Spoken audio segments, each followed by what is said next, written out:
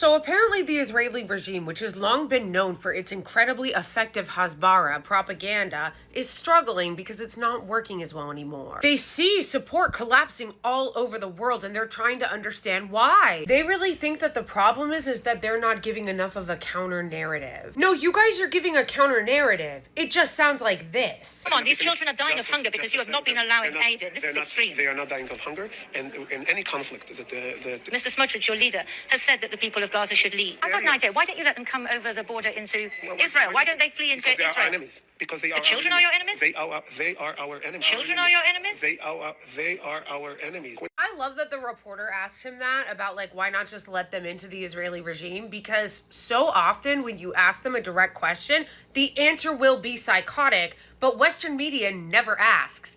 I never hear anyone in the West ask, why not let them in Israel? But honestly, we don't really need him to tell us because we can see it in his eyes. Just look at the way he looks at her when he's talking about how the children of Gaza are his enemies. If that's not hate, I don't know what is. Bro, this guy's an elected official of the Israeli Knesset, which is kind of like our Congress. That's terrifying. Or I don't know, maybe if you don't want to look bad in the eyes of the world, maybe you should stop filming yourself blocking aid to starving children.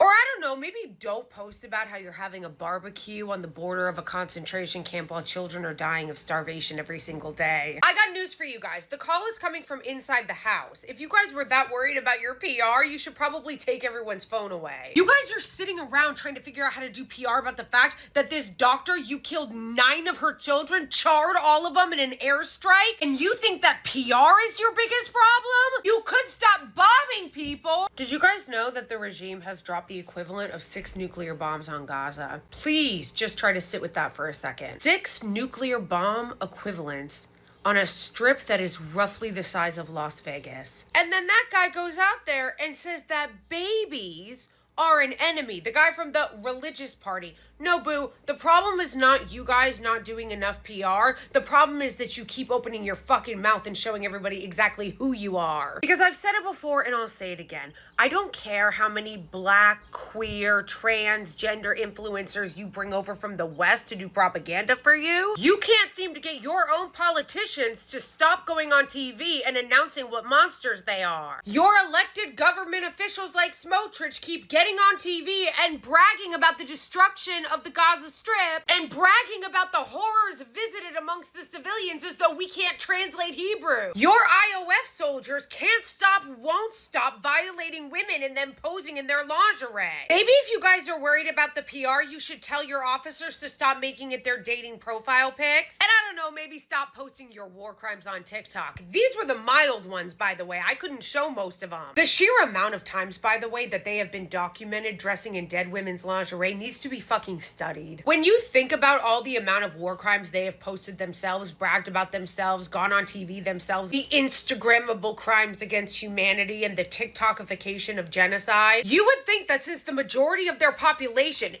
80% of them support ethnic cleansing of Gaza, that maybe they would start to realize that this is more than just a PR problem. But at the very least, if you're really that concerned about the PR aspect, you should probably stop live streaming the war crimes.